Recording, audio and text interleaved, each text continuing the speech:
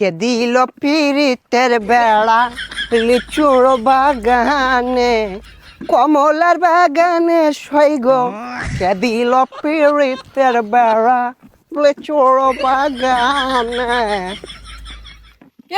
ভাইছে কি অবস্থা, ভালো আছো ব্রাদার? ভাই আপনি তো পুরাই চেঞ্জ হয়ে গেছেন ভাই, কেমনে কি? আগে তো খেত কামারে কাজ করতাম। আরে ভাই অতীত নিয়ে টান দেও কেন ভাইয়া?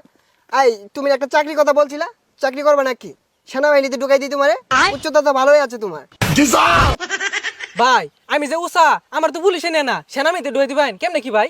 আরে সমস্যা নাই, সেনাবাহিনী আমার কাছে ছোট ভাই। তুমি যদি 2 ফুট চাও তাও তোমারে ঢুকাই দিব না মানে চাকরিতে।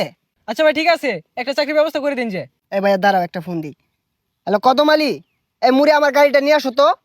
কি কোন ভাই, এই সিফার ওটা এত বড় গাড়ি ঢুয়াইতেছেন ঢুকবো? আরে সমস্যা নাই, আসলেই দেখতে পারবা। ভাই এত চেঞ্জ এত টিয়া পয়সা ভাই কেমনে সম্ভব এগুলো ভাই? এই যে ভাই আপনার গাড়ি। ভাই এই গাড়ি চালাতে পারবেন? আরে 12 মাস তো এগুলাই চালাই। এই সরো। দেখছস ভাইয়ের কি চেঞ্জ। এ ভাই ভাই ভাই এ ভাই ভাই ভাই ভাই ভাই উঠেন ভাই।